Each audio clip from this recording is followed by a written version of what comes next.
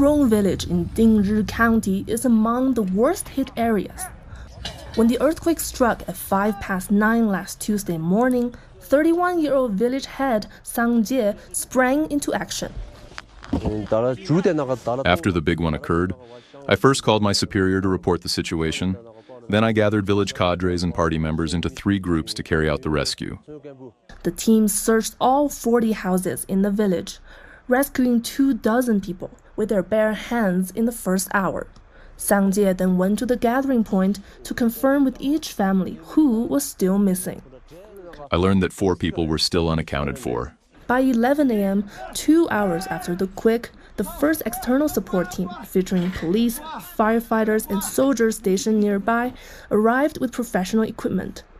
Over 1,000 external rescuers reached this village of about 200 people on the first day. Sang Jie and his colleagues guided the professionals to the 4 houses where people were still missing. By noon, every resident in the village had been accounted for. I know every person in the village, so I was certain that everyone had been found. Similar accounts emerged from the over 200 villages affected by the earthquake. A fire brigade dispatched to Xuezhu village reported a similar timeline to CGTN.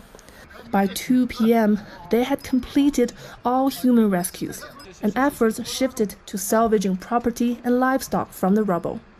By 10 p.m., local authorities had reported 126 casualties and 407 rescues from the earthquake.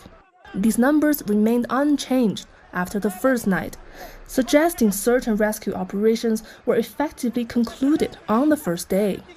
Local authorities confirmed to CGTN that all casualties from the earthquake had been identified within the first 2 days, with no missing persons reported.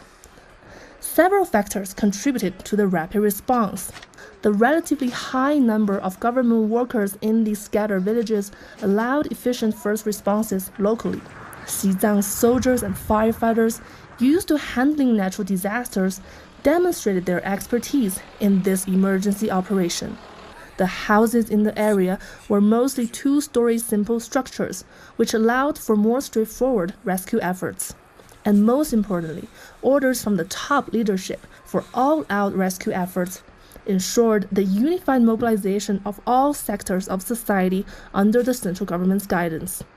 By the second day, the government announced a shift in focus to victim resettlement and post-disaster reconstruction.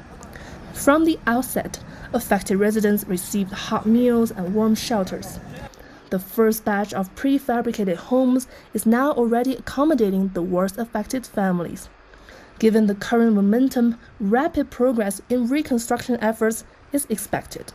Chen Mengfei, CGTN, Xizang Autonomous Region.